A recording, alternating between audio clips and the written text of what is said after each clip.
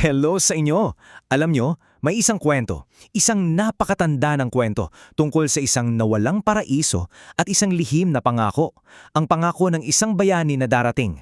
Tara, alamin natin kung ano to. Okay, isipin nyo to. Paano kung nawala mo yung pinaka-perpektong tahanan para sa'yo? Pero may nagbigay sa'yo ng isang lihim na mapa, isang paraan para makabalik ka.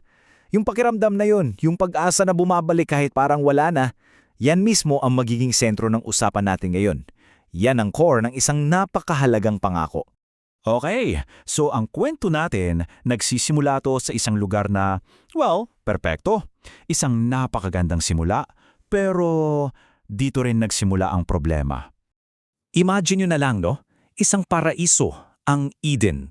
Walang problema, walang sakit, at ang pinakamaganda, kasama nila palagi ang Diyos. Napakalapit. Pero dahil sa isang maling pagpili, isang desisyon lang, boom, nagbago ang lahat. At dito na nagsimula ang isang napakalaking problema para sa ating lahat. So, ano nangyari? Yung tahanan na para dapat sa tao, biglang napunta sa kamay ng kaaway, si Satanas.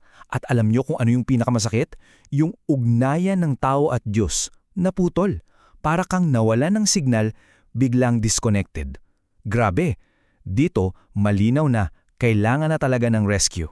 Pero kahit na parang game over na, sa gitna mismo ng kadiliman at ng lungkot, may isang bagay na hindi inaasahan ang nangyari. Biglang may sumulpot na parang isang maliit na sinag ng pag-asa.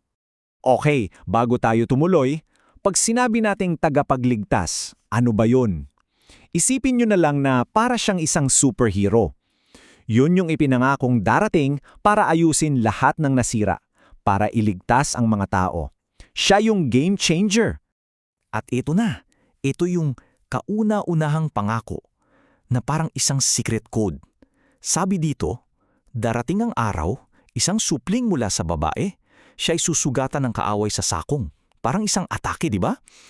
Pero yung supling na yun, siya mismo ang dudurog sa ulo ng kaaway. Ibig sabihin, total defeat para sa kasamaan. Wow! Kaya isipin nyo, kahit na pinalayas na sila sa Eden, hindi sila umalis na walang-wala. Dahil sa pangakong yon, bigla silang nagkaroon ng pag-asa. Mayroon silang pinanghawakan, na-realize nila, okay, may plano pa rin, may darating na tulong, hindi pa pala tapos ang laban. At alam nyo, yung pangakong yon, hindi siya basta-basta nakalimutan, iningatan yon, ipinasa-pasa sa bawat henerasyon, parang isang family heirloom, isang napakahalagang kayamanan na kailangang mapunta sa susunod na salinlahi. Tingnan nyo yung journey ng pangako. Nagsimula kay Adan, tapos naintindihan ni Enoch, dinala ni Noe sa gitna ng baha, pinalawak pa kay Abraham, na sinabing sa pamilya niya manggagaling ang pagpapala. Tapos may mga pahiwatig pa mula kina Jacob at Moises, para talaga siyang mapa na unti-unting nagkakagitali habang tumatagal. So, habang tumatagal, yung mapa natin lalong lumilinaw. Nagdagdag yung mga propeta ng mga specific na clues. Para tayong mga detective na unti-unting nakikilala kung sino ba talaga tung bayaning darating. Pero dito medyo nagiging misteryoso. Kasi ang sabi ng mga propeta, dalawa raw ang mukha ng tagapagligtas. Sa isang banda, isa siyang makapangyarihang hari na dudurog sa mga kaaway. Pero sa kabilang banda, isa rin siyang lingkod na magdudurusa, hahamakin at itatakwil. Paano yun?